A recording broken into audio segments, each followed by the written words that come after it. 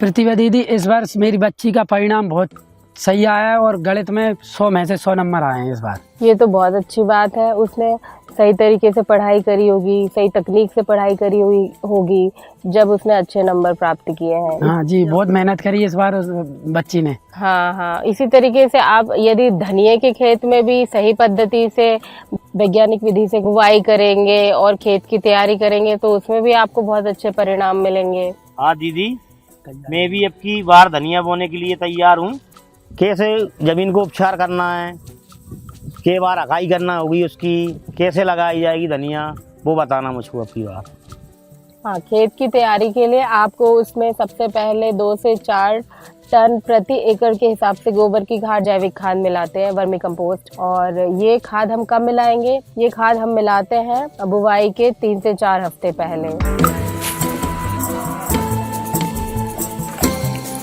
के अलावा आप जुताई करिए उसमें 3 से 4 बार और उसके बाद उसमें नालियाँ बनाइए।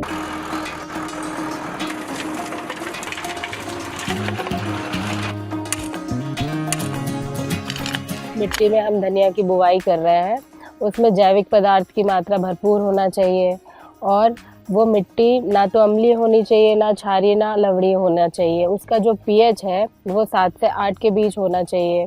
तो पीएच की और अधिक जानकारी के लिए हमारे विशेषज्ञ आपको बताती हूँ। एक पीएच मीटर होता है, इससे ना हम धरती की पीएच जानते हैं कि आपकी किस क्रॉप के लिए कितना ज़रूरी होता है। इसको हम पीएच करके धरती में 2 से 3 इंच तक ऐसे लगा देते हैं और 1 से 2 मिनट तक इसका वेट करते हैं। तो इसमें जो धरती में आपको जितनी भी चीज़ें होंगी, आपको कौन सी क्रॉप कर सकते हैं, कौन सी नहीं कर सकते हैं, या फिर लेवल करने के लिए किस तरह की चीज़ें आपको उसमें डालनी पड़ेंगी या कौन सी खाद की ज़रूरत पड़ेगी, उसके लिए इस मीटर का उपयोग करते हैं। और इसको कम से कम 1 से 2 मिनट मिनिमम वेट करना पड़ता है। तो ये जो भी है वो ये रीडिंग बता देगा यहाँ पर कि आपकी कितना इसमें लेवल आ रहा है। अगर आपकी धरती का लेवल 7 से नीचे आता है, इसमें जो भी मीटर रीडिंग आएगी, तो इसका मतलब है कि आपकी भूमि अम्लीय है। और अगर आपका 7 से ऊपर आता है तो इसका मतलब है कि आपकी धरती क्षारीय है। ये अभी यहाँ पर ये 6.5 पे रुक गया था, इसका मतलब है कि ये भूमि जो है वो अम्लीय है। तो अम्लीय के लिए आपको 7 तक लाने के लिए तो उसमें आप चूने का प्रयोग कर सकते हैं।